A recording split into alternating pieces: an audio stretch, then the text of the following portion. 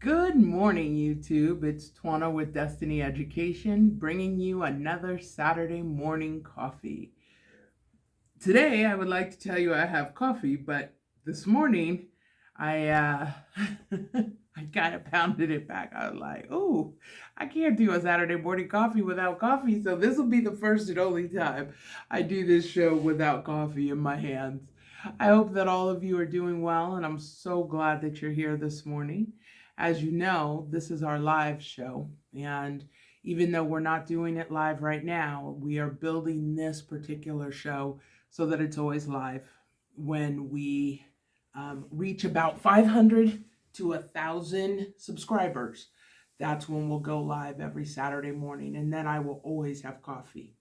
And so, for those of you who don't remember, we are talking about this book, the Holy Bible, and it is our discussion topic right now for Saturday morning coffee. And what we're discussing about the Bible is right now is establishing it as the basis of truth and the things that really do establish the Bible as your foundation for truth. One of the things that is going on in this world right now is that very few people choose to live by the Bible as the foundation for why they do what they do. And there's any number of reasons. For a lot of people, it's because things have been preached in a way that are problematic. People have been told things that don't add up, that don't make sense, that are just bold-faced wrong. So what we're doing right now is I'm developing for you, those of you who are following, an understanding of how the Bible is the authority. And so today there's two things we're actually going to talk about, and we'll go through them a bit at a time because just in case one takes longer than the other, I don't want to bring it to the forefront yet. But the first thing we're going to talk about is that creation testifies to the existence of God. And that's one of the things that's most important. So how does creation testify? This is actually very simple, okay? And here's how it testifies. Everything produces after its kind. Redwoods can only produce redwoods, apples can only produce apples, oranges can only produce oranges. Now, this does not include the evil that man is doing as they're splicing and dicing and genetically engineering foods and trees and vegetation. That is an arrogance that has no words. To take something that doesn't belong together and to put it together is a problem. And it's funny because I want to say it was last weekend.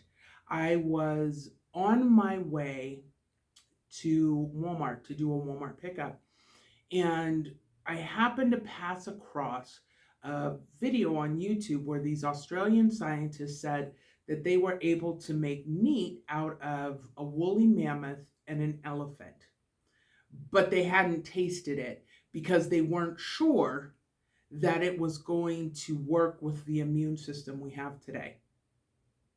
But it was edible meat. Okay, wait a minute.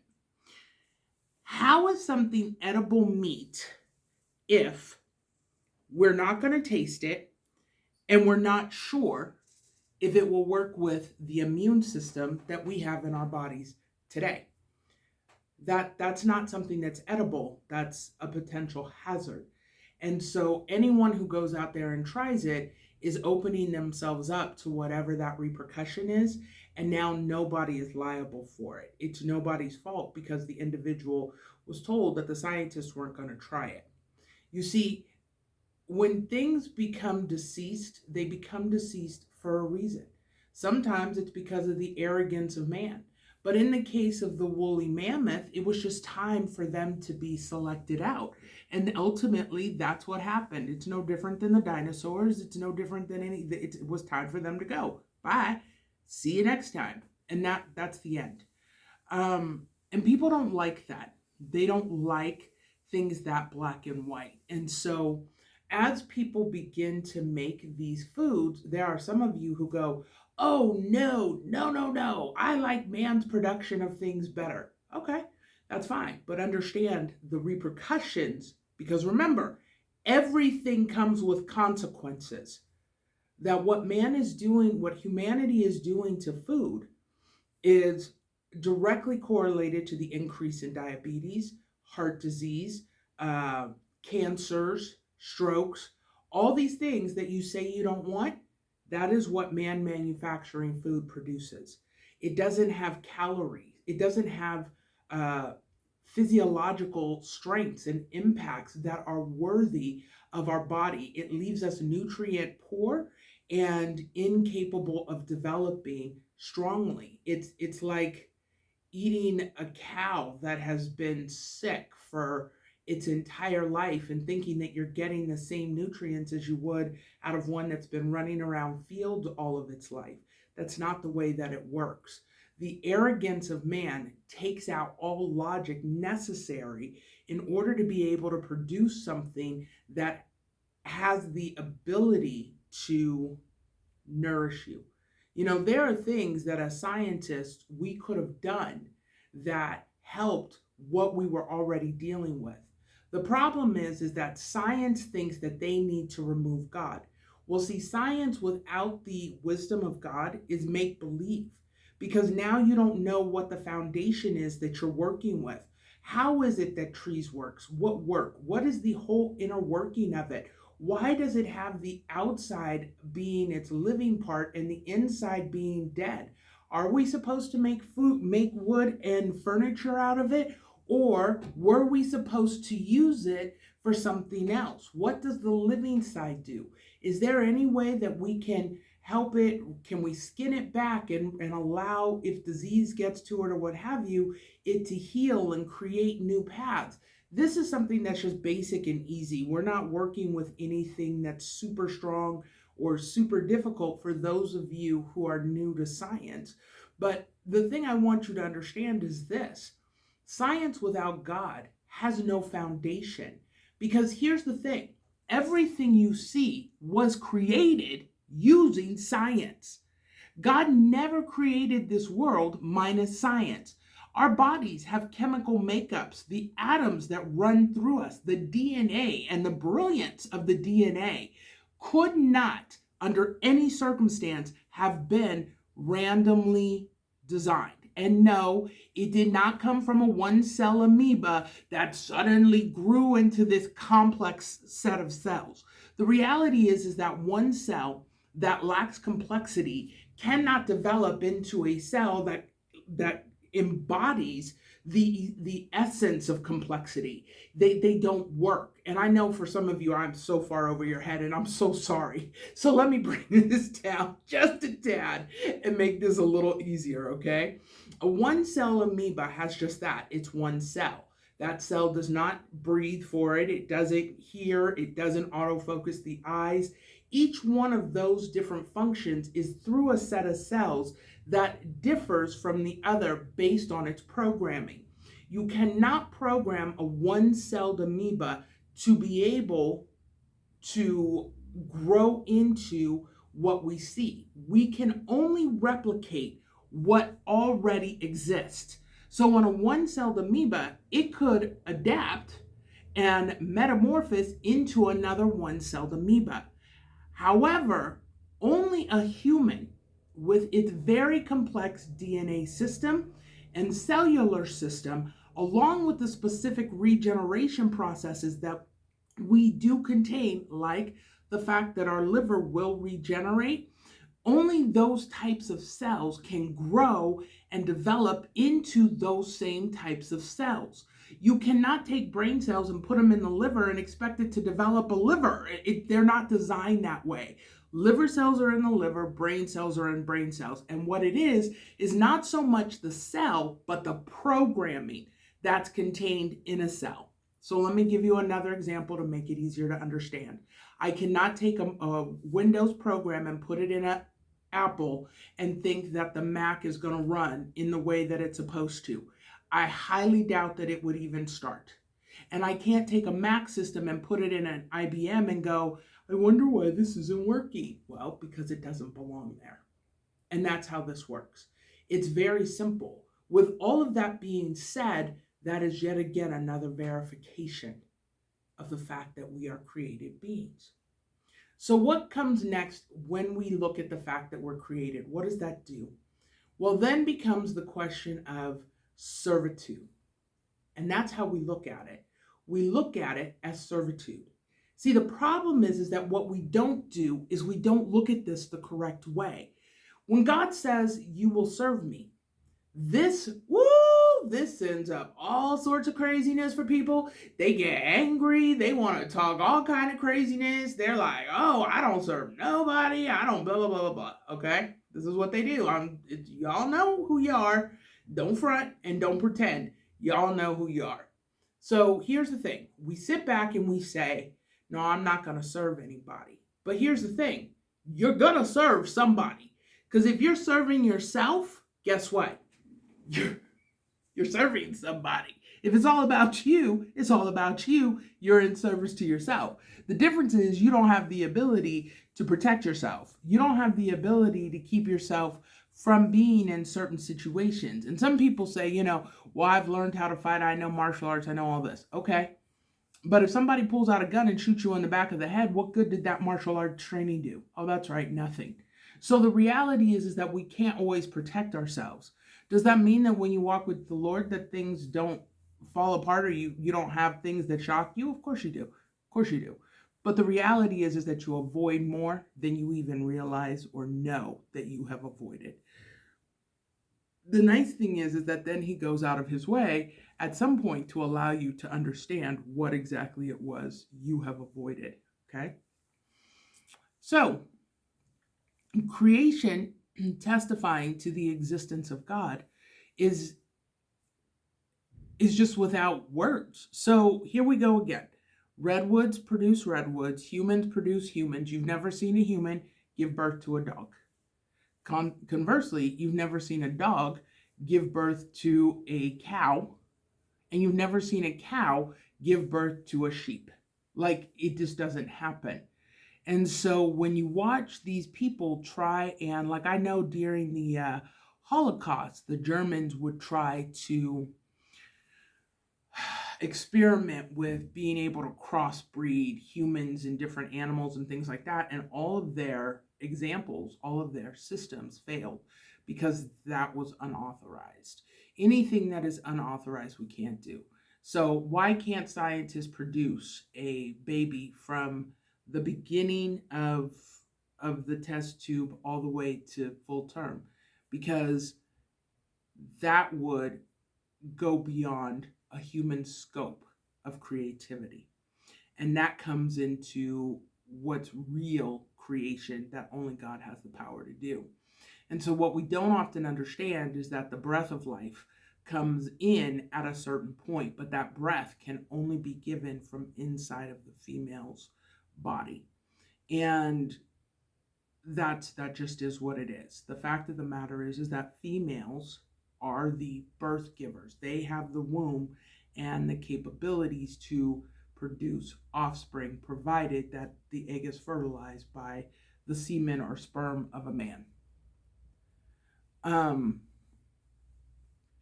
And so those are things that we want to also look at.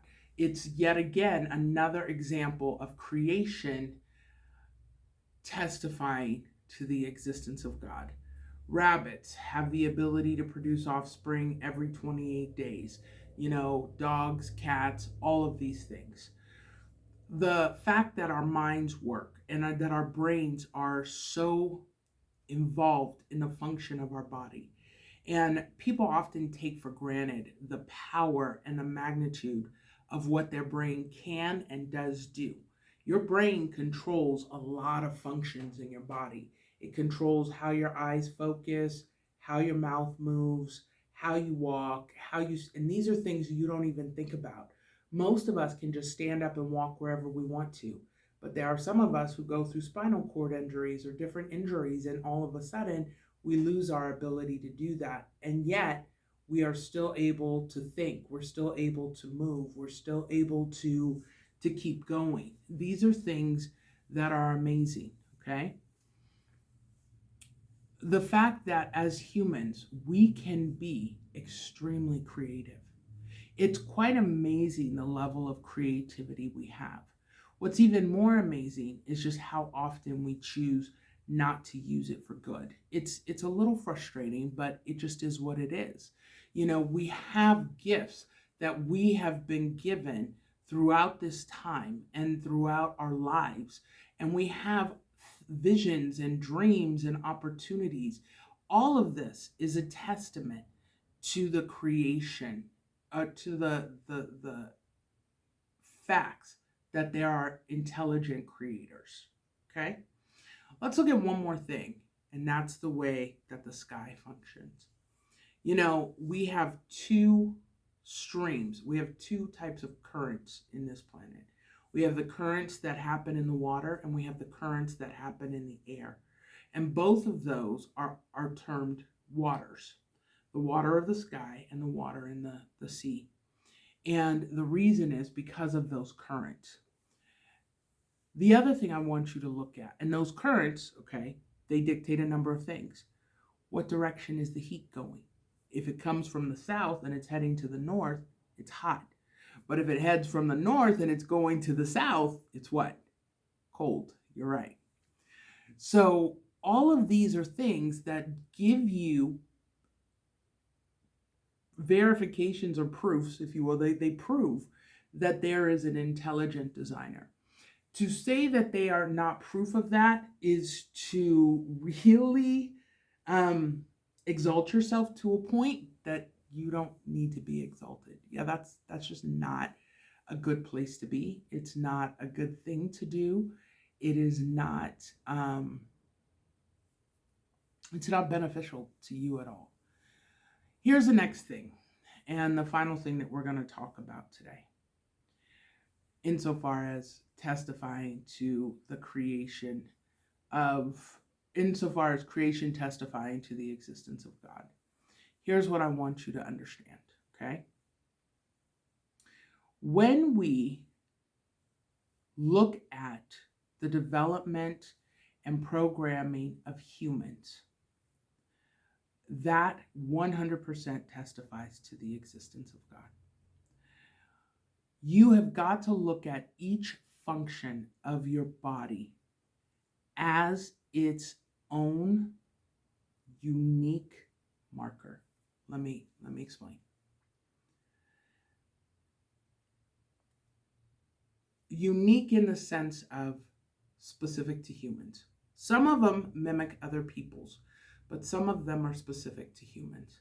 Our ability for logical, rational thought, specific to humans. Our ability to understand complex ideologies and theories and to explore different things, our opposable thumbs, the fact that we can grab things the way we can, our ability to create. These are all things that are specific to humans. But I want you to think about something. Every human is a pattern. We're patterns. Females are patterned one after another. Males are patterned one after another. And if you think about how the body functions and how the individuals are developed and defined, these are all things you can look at. These are all things that attest to the existence of an intelligent designer and not anything random. So, what are some of the other reasons that people don't look at the Bible as the authority? Well, when you talk to the wrong people, they always give you a misunderstanding of the Bible. And so here's what I want to talk about. And I want you to really follow along because this is going to get deep real quick. To really understand one of the hatreds that people have for the Bible, we have to look at the history of Job, of a man named Job. Job was a follower of Yahweh, loved him, would follow him through anything, loved him. Well, one day, Satan was up in heaven. And people said, and God said, "Where have you been?"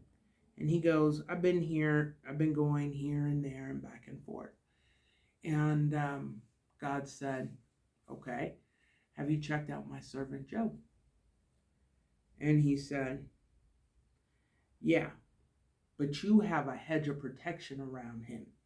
And because of that, he will always serve you. But if you remove that hedge of protection, he wouldn't serve you anymore." And so God said, "That's fine. Do what you will. But you can't hurt him and you can't kill him." So Satan went through, and since he couldn't do anything major to Job, he killed his family. Not his wife, just his kids. When people hear that story, that history, they get so angry and they go, "What kind of God would do that?" Okay. So let's look at things a little bit different. If you remember in a previous episode of Saturday Morning Cartoon or Saturday Morning Coffee, I explained to you that we have a finite mind. So there's only so much we can grasp. Some of us have the ability to grasp a little bit more than others. And some of us, we just struggle to grasp things at all. And so here's the one thing that we always forget about God. Yahweh is a father. But he's not just a father to humans. He's a father to the angels as well. Those angels were created just as we were. You see, Satan was judged when he was cast down from heaven, but his judgment was not final until Jesus returned to heaven after the resurrection and went through and cleaned out heaven and kicked everybody out. You know, some people say it was around the 1900s because that was when the wealth of knowledge just exploded. But there's no set guarantee as to when it specifically happened. You can go back in the Bible and study with time. But right now, what we're talking about is just the foundation of the Bible. And so here's what I want you to understand. While you sit back and you think God is just terrible, he's awful, he did this horrible thing, what you're not understanding is that at that point, Lucifer had the opportunity to change. He could have asked for forgiveness, and his father, the mighty Yahweh, would have forgiven him. You have to also remember that when Lucifer fell, he took a third of heaven with him. So what were the angels watching as God gave permission to Satan to go ahead and work with Job? All the angels who had chosen God's side, they were watching. Because you still had one possibility of choice. And so they were watching what their brother was doing. And they saw something that just amazed them. And that was the amount of strength it took for Job to be able to stand through that. You see, we focus on what was lost. That's our problem. We don't focus on what was gained. You see, at that point, the angels were solid. They were like, we ain't going with you. You crazy. I don't know why you're going to turn your back on our father. You know this is not the way to go. Now they had the ability to sit back and tell their brother, who we call Satan, because we don't know his real name. Yes, in Isaiah, there is the term Lucifer. But remember, when someone is judged, God often takes away their name and you don't get to hear it anymore. And believe me, there's a lot we can get into and we'll go into it in the Holy Bible as we're going through this. Because I really want you to see, for all that it's worth, what the Bible has to offer us, okay? So did God give Job this nightmare life because he was mean and nasty? No, it was because all of his children needed to understand the benefits of working with him. So Job ended up with double. Now, let me tell you where most people have the biggest problem. But he didn't get his original 7 kids back. Okay. That's what it looks like on this side of heaven. And the fact is that on this side of heaven, he wasn't going to get to see his kids again. But let me tell you what happened when he finally crossed over to the other side. He did get to see his kids again. You see, what we keep missing is that this earth that we live on right now was meant to be inhabited. You know, we always talk about we're going to go up to heaven when we die. We're going to this, we're going to that, we're going to the other. Well, there are certain groups of people who will go up to heaven from the beginning, but there are others who will just stay asleep until it's time to wake up and rebuild, re-inhabit the earth. Okay. And so for those people, what then happens is they just stay asleep. Well, when Job wakes up, his kids are going to be right there. So he's going to see them and be with them for all of eternity. You see, the things that we don't take with us to the other side are the things that are negative. They're the evils that we do, because heaven will not allow itself to be corrupted with evil. And so when those things come, or when those things go by, those who have already accepted the gift that Christ gave them, which was the gift of salvation, they're just going to walk right into heaven. Does that mean that they don't have to? Okay, we're going to go back to that. I promise you we'll go back to how that all plays out, okay? And we're not going to go into definites. We're only going to go into a few things, because there are some things that are just, we don't have the ability to understand at this point. And the reason we don't have the ability to understand is because we don't need to. It's very simple.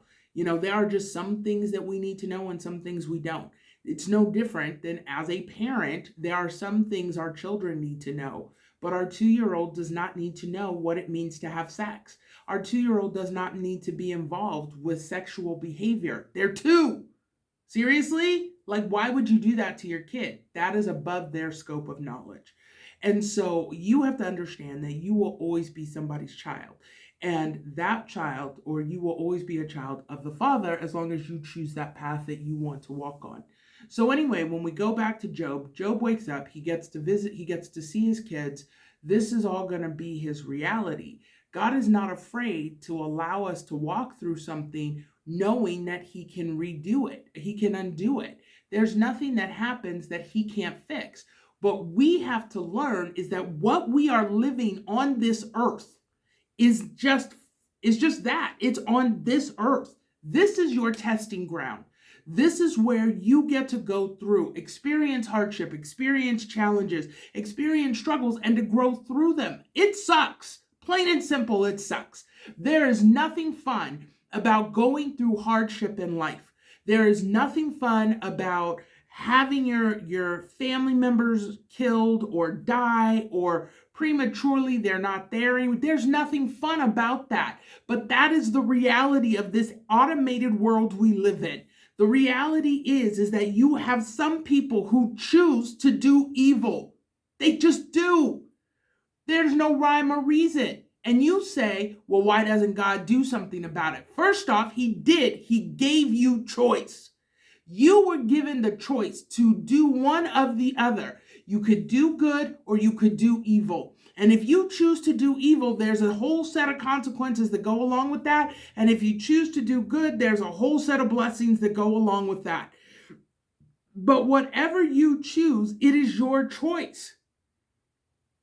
Which brings us to the next point. Why was the tree in the garden? You know, really, that question gets on my nerves, because this is very simple. First off, there was one tree of the knowledge of good and evil. And for those of you who seem to be under the delusion that they only had like 5 trees to choose from, let me correct that for you. There were hundreds of thousands of trees in the garden that Adam and Eve could have eaten from. And what Satan did when he went in and said, wait a minute, are you sure that God said this? What he did was he got them to focus on their lack and not all the things that they had. They didn't focus on the hundreds of thousands of trees. They focused on the one and the fact that they couldn't have it. Is that not what we do on a regular basis? That's how you find these people who destroy families and relationships because they allow themselves to have extramarital affairs. Oh, well, if this person hadn't gotten involved with my spouse, we would still be together. That could be true. But you won't know. Because at the end of the day, that person made a choice. That spouse made a choice. And he wasn't willing to work on it. Or she wasn't willing to work on it. And so we kind of have to understand that as people, we often make bad choices. You see, this world is a proving ground. It's a testing ground. It's the opportunity for us to go through and learn all these different things. We get to learn them. And it doesn't matter whether we want to or not, we got it. And we inherited it. And I'm sorry, but when we had a choice to have God be our leader, guess what we chose? We chose to fall into the servitude of man. So now you wonder why your government doesn't work for you, why your government doesn't do what's best for you. I think England's system is the most amazing because the royalty throughout history, since the creation of time, has always focused on how to sustain royalty. And when you understand that they're always going to be about high taxes, things like that, because they have a lifestyle that they are set to maintain, and the people who live in that area are the ones who have been charged to pay for it. Oh, did you think you were going to get a house? Yeah, not until we have our new house built in X, Y, and Z area. I mean, you will always, under a monarchy, you will always find the people becoming second to anything that the monarch wants, desires, thinks they need. Because it's very rarely that they actually need it. It's usually a thought. And so you'll hear on very rare occasion, because remember, in a monarchy, just like in communism and autocracies and all of that, they control the media and what goes out. But it's not uncommon that every now and then you'll hear about how those living in England, the British, are a little frustrated with what it costs them tax-wise. Some of them, I think they're paying like 12% of their annual income is going to the monarchy and the things that the monarchy wants. And so these are all things that I want you to take into consideration. Man was not designed to rule over man, because man can't rule without greed. And there's a perfect example of that happening right here in the U.S. And here's the other thing I want you to understand, is that as we're looking at the Bible as authority, the one thing that Jesus said was, give Caesar his due. He said, go ahead and pay your taxes, but he never told them to follow what the government says. So some people would say, oh, she's trying to cause an uprising. Of course, I'm not trying to cause an uprising. There's no need to cause an uprising. It's not going to do anything, because you're going to get people in a whole world of hurt for no reason. Because how you see this is really what greatly impacts your understanding of this. There's only one person who's going to fix this world from this point forward, and that's Jesus.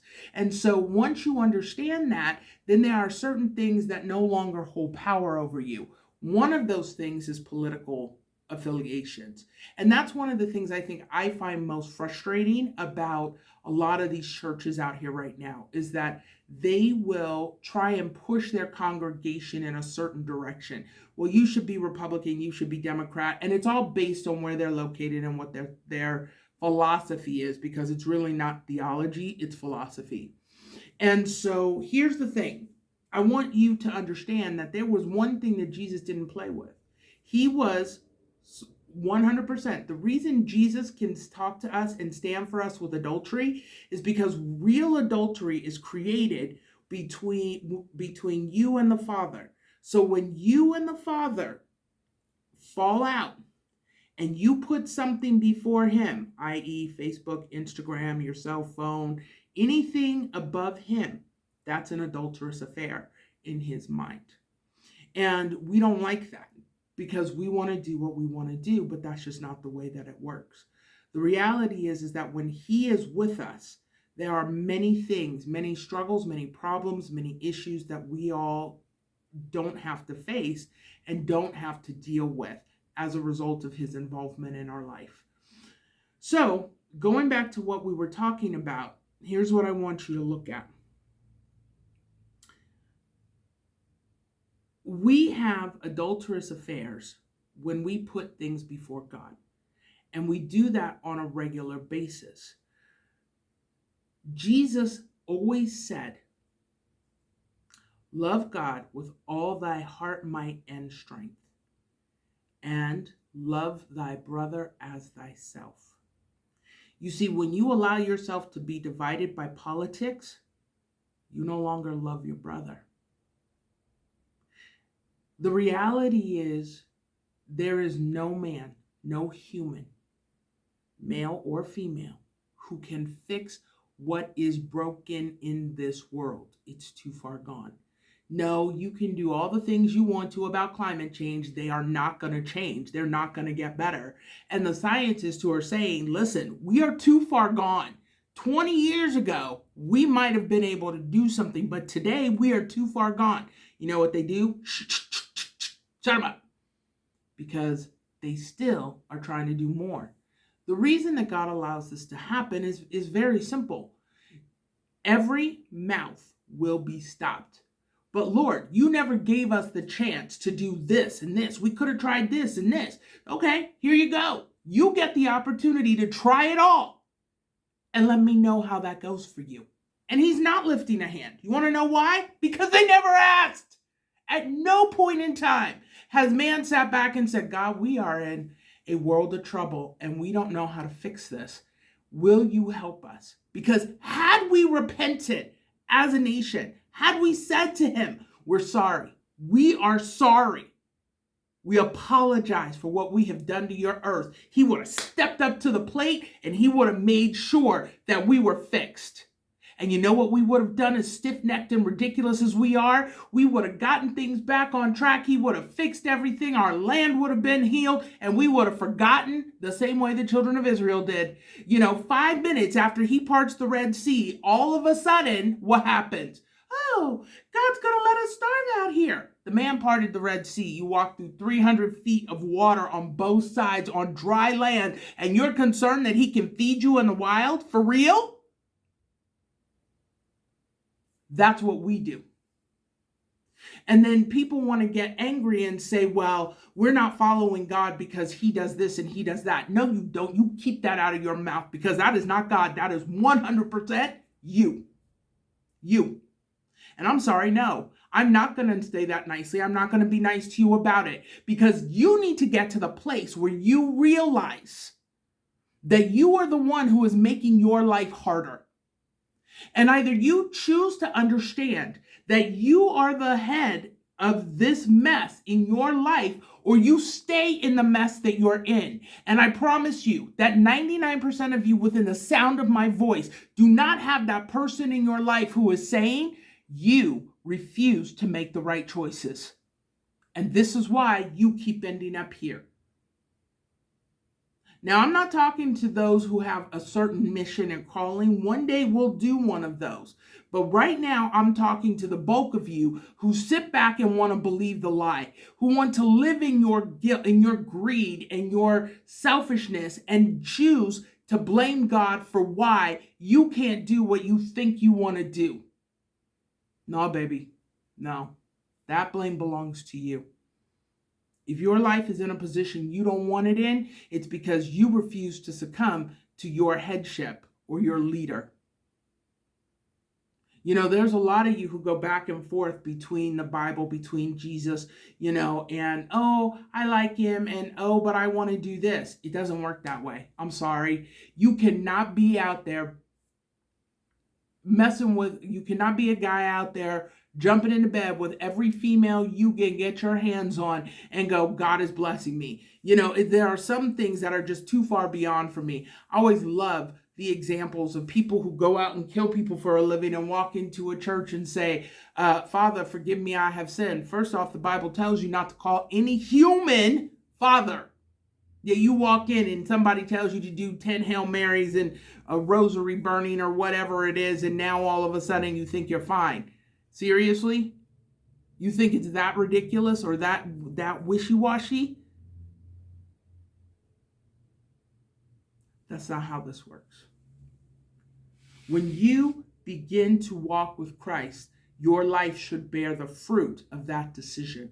People should be able to see the changes that are happening in you, the growth that's happening in you, all the different areas where your life is being impactful toward other people, where you are not showing hatred, where those signs of animosity are not there, where you are looking at political decisions from the perspective of, is there anyone who has the ability to actually guide this country the right way?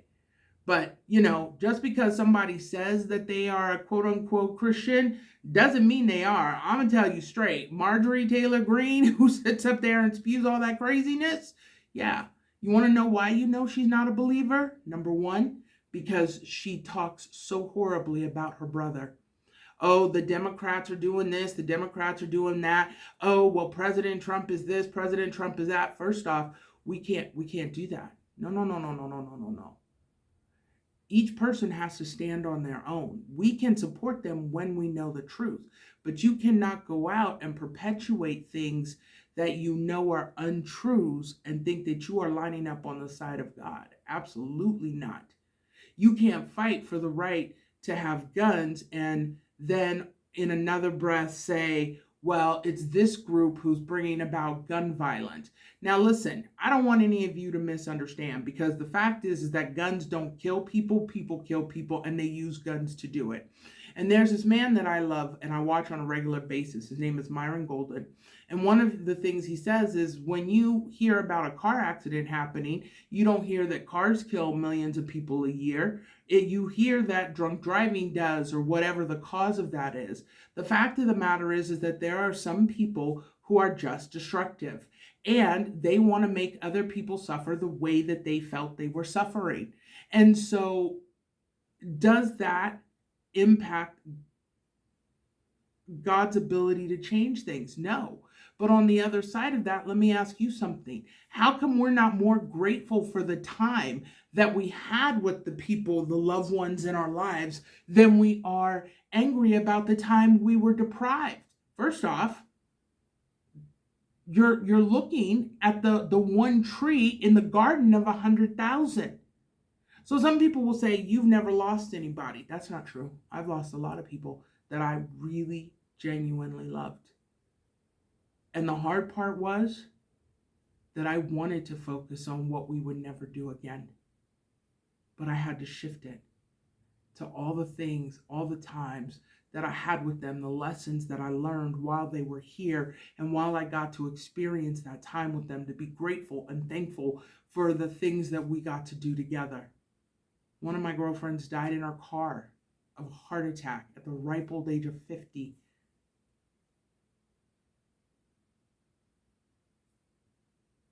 And that was the end. I talked to her just a couple days ago, and she was traveling, and the next time I called her, she was dead. Yeah, I know. I know what it's like to lose people, and to lose people who are really close to you.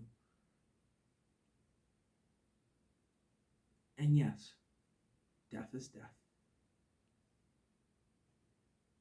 And I'll never forget the day that I had a doctor tell me that tomorrow wasn't promised to any of us, and that the reality is that my kid could die. And I remember the emptiness I felt on that day. And I wanted to beat the daylights out of that nasty man.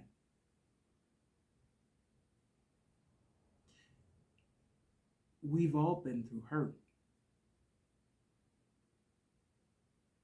But it still doesn't change that what you focus on is what matters.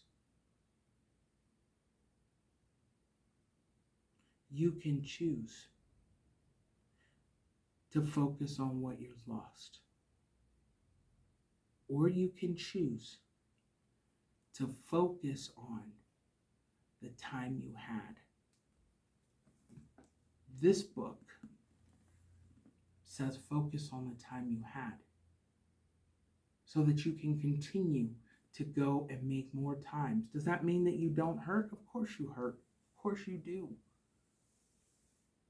But it still doesn't change the fact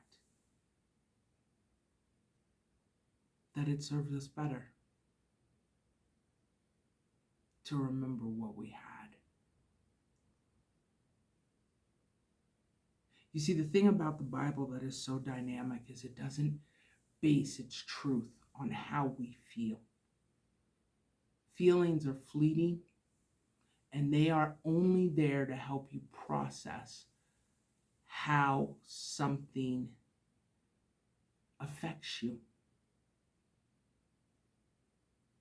The Bible just tells you exactly how to deal with it, how to understand it, how to take control of your life, and to not be caught in any one place for longer than you need to be.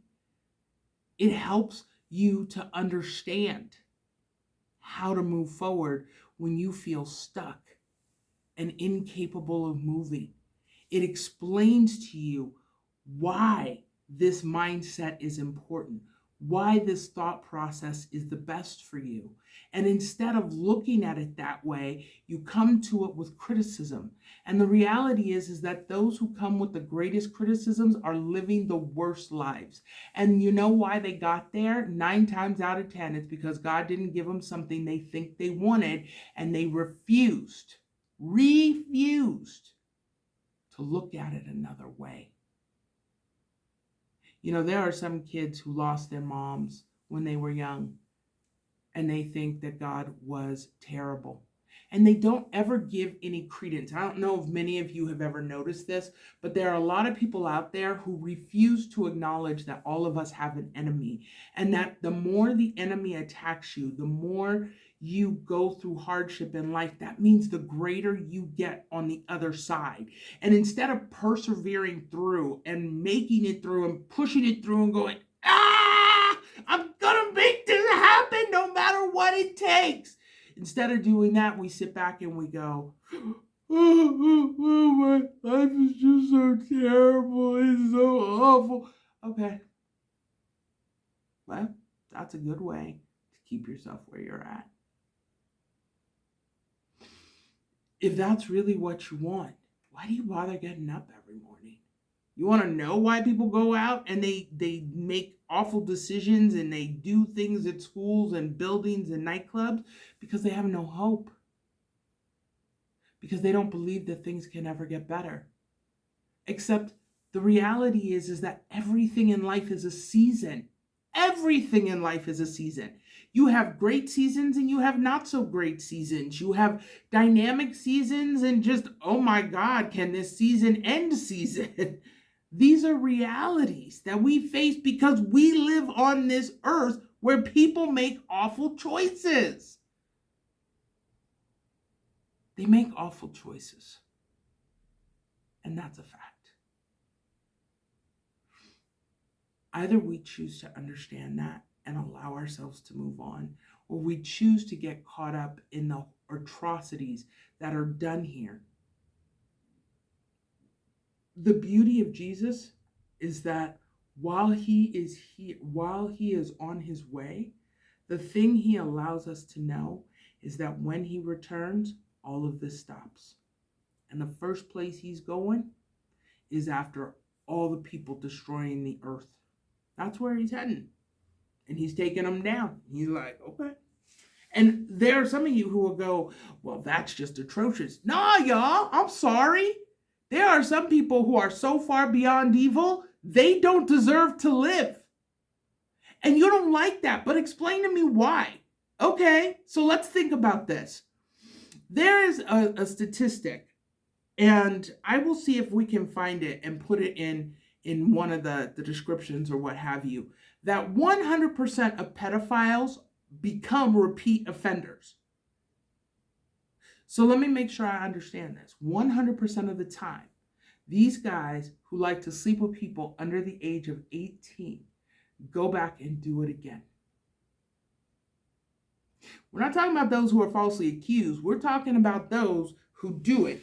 And we're usually there around the 8-year-old range. So you go out, you rape an 8-year-old, then you come back and you rape another 8-year-old. So now you've destroyed 2 lives. And when those 2 lives are destroyed, you get sent to prison, and all of you think that those 2 lives that person should have been saved for that. There are things that the Bible said, remove that evil from your society. And had we kept to those rules, we wouldn't be looking at what we're looking at right now. But we didn't want to listen. We knew better. Oh no, we can rehabilitate him. Okay, so who wants to be the next experiment? Who wants to let the male pedophile near their 8-year-old son or daughter so that he can molest them again? Who among you is willing to let them babysit your child even though they are a recovered pedophile? Would you really put your child in that danger? And if you can say yes, then you really need to look at and evaluate why you would take that opportunity and choice away from your child, why you would open that door for any potential for harm to come to them. Because even if you stopped it before it happened, the trauma of somebody trying to snatch them that way would be beyond great. That would still require some form of therapy. What makes that okay?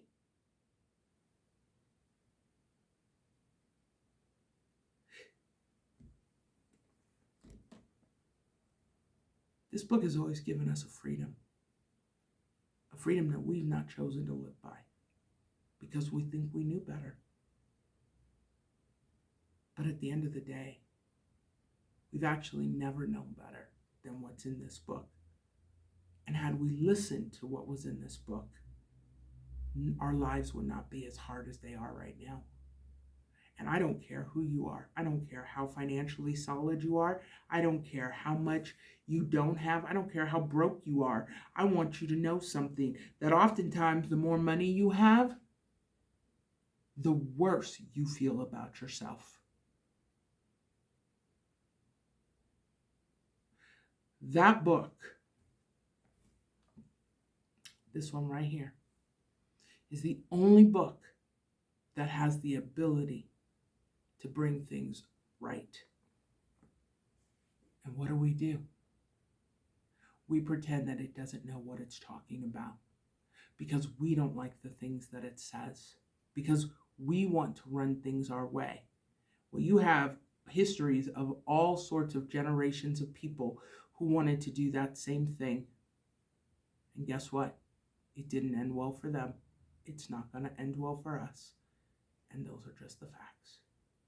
So while you don't want to set the Bible as the foundation for truth, the only thing you can then have as truth is a lie. Because anything outside of this book is just fairy dust. It's not solid. It's going to change. It's going to be a constant moving target. Truth doesn't change. And when you stand on the truth, you are standing on concrete. And therefore, your path and your road are always straight. Even when you take detours, even when you go through what feels like being knocked off course, you're not. You've just been knocked down on the straight and narrow path. And as long as you continue to walk it as it should be walked, remembering that God is always there for you and not against you, you're going to win. It's just a matter of time. Sometimes we have to sit and wait. Sometimes we have to do planning. But we're still on the straight path. We just might be sitting Indian style going through, okay, let's look at some of the different things we could have done to make this different. We are powerful beyond belief. more powerful than the Father, the Son, and the Holy Spirit. No, our power comes from them.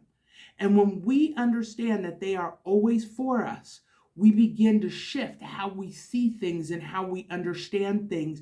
And that allows us to become more and more free, to be able to breathe, to be able to move through things, and to understand that we are growing.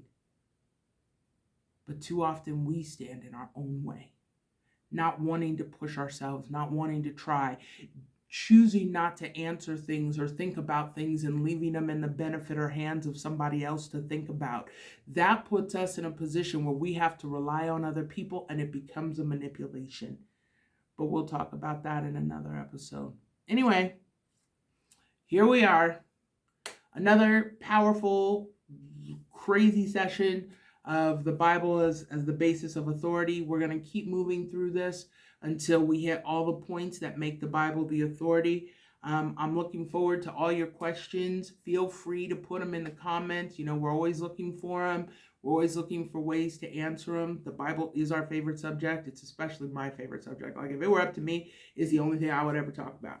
What are you doing Saturday? Reading the Bible, talking about the Bible, discussing. I mean, like, that's my pastime. And the reason is because there's just so much available in it and through it, and so many different things and ways that it can impact us and show us what exactly it is that we need to do to make our life here better, to be successful no matter what challenges fall on this world. We need to always understand that the children of God will be protected and will be watched after, and that we will have the opportunity to watch after each other. So, on that happy note, I hope you have a dynamic Saturday. Let this message resonate with you for a while. Let it build up in you. Let it challenge you. The angrier something in this message made you, the more you can rest assured that the word is working on you. So I look forward to seeing you next Saturday at our Saturday morning coffee. I promise you next Saturday I will actually have coffee, and we can have coffee together. All right? Have a wonderful day. Talk to you soon.